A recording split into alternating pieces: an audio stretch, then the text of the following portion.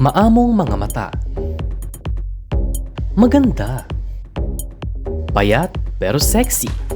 Looks familiar, di ba? O baka mas naaalala niyo siya rito. Agad ko pagdamdamagan tayo na pito tayo na. Super ko pang sapak na kita ngayon salsaldak. Siniro mo naman ni Batang yung hanapan nagpaluton. Hindi kayo pa yung makatulong dito'y balayon.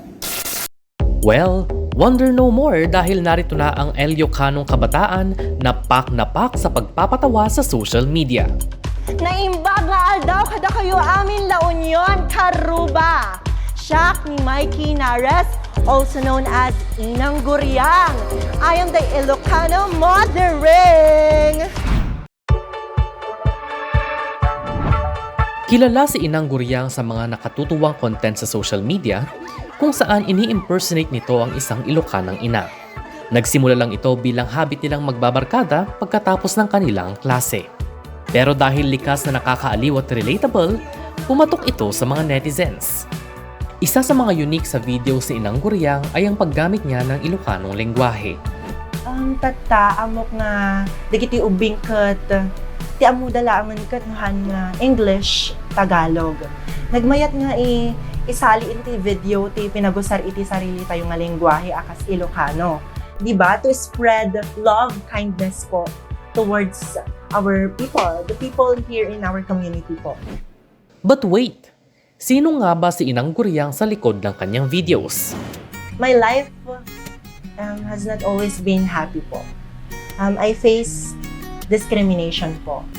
Kananayon na dinti office, ta agipulpulo nga, baka siguro handa nga ma-appreciate di panakataok akas bakla.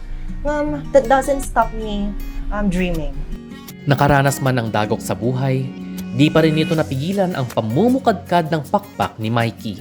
Malaki rin ang naging tulong ng kanyang mga kaibigan para mas mabuo pa ang kumpiyansa niya sa sarili.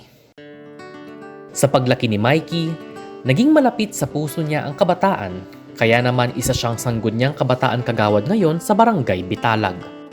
Ilan sa mga proyekto nila ang pagsasagawa ng reading caravan twice a month para maturo ang magbasa ang mga kabataan sa lugar nila.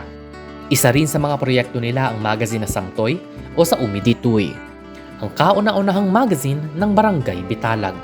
Ipanakol ko dato'y first magazine ti Barangay ni. It is a youth-led po. Nagrugi dato'y iti collaboration ti SK Committee po.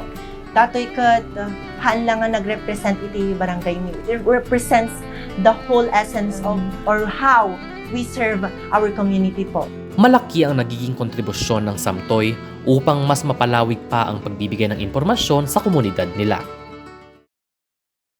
Mapa-SK kagawad man o Inang Guriang, tuloy-tuloy pa rin ang serbisyo ni Mikey para sa bayan na tumutulong sa kapwa kabataan at nagsusulong ng lengguwaheng Ilocano.